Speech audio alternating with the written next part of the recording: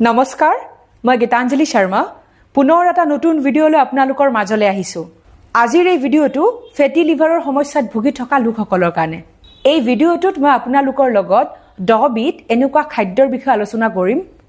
যিবোৰ খাদ্য ফেটি লিভাৰৰ সমস্যাত ভুগি থকা লোকসকলে খাব পাৰে তেখেতসকলৰ কাৰণে খুবেই স্বাস্থ্যকৰ হেউজিয়া শাক-পাচলি বুলি ক'লে বিভিন্ন প্ৰকাৰৰ শাক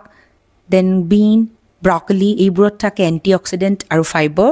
লিভাৰৰ কাৰণে স্বাস্থ্যকৰ দেন নাটছ মানে ৱালনাট আলমণ্ড ইয়াতো থাকে প্ৰচুৰ পৰিমাণৰ ওমেগা 3 ফেটি এচিড আৰু এন্টিঅক্সিডেন্ট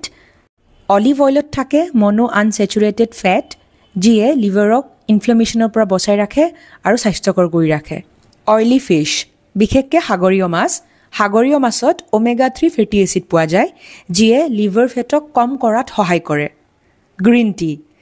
টিত থাকে এন্টিঅক্সিডেন্ট যিয়ে লিভাৰক ডেমেজ হোৱাৰ পৰা বচাই ৰাখিব আৰু ফেট একুমুলেট হ'ব নিদিব দেন বেৰিজ ব্লুবেৰী ষ্ট্ৰবেৰী ৰেছবেৰী ইয়াত থাকে এন্টিঅক্সিডেন্ট আৰু ফাইবাৰ লিভাৰ ফাংচনিঙত সহায় কৰে নহৰু লিভাৰৰ কাৰণে বহুতেই বেছি স্বাস্থ্যকৰ নহৰুৱে ইনফ্লামেশ্যন হ'ব নিদিয়ে আৰু লিভাৰক ডেমেজ হোৱাৰ পৰা বচাই ৰাখে ইয়াৰ পিছত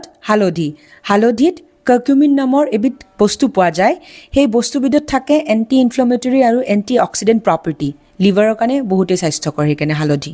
দেন ওটৰ কথা আমি সকলোৱে জানো প্ৰচুৰ পৰিমাণৰ ফাইবাৰ পোৱা যায় লিভাৰৰ কাৰণে বহুতেই স্বাস্থ্যকৰ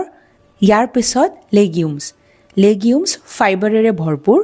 যিয়ে আপোনাৰ লিভাৰৰ স্বাস্থ্যক ৰক্ষা কৰি ৰাখিব লেগিউমছ বুলি ক'লে বিভিন্ন প্ৰকাৰৰ দাইল ৰাজমা লোবিয়া খাদ্যৰ ওপৰত বিশেষভাৱে গুৰুত্ব দিয়ক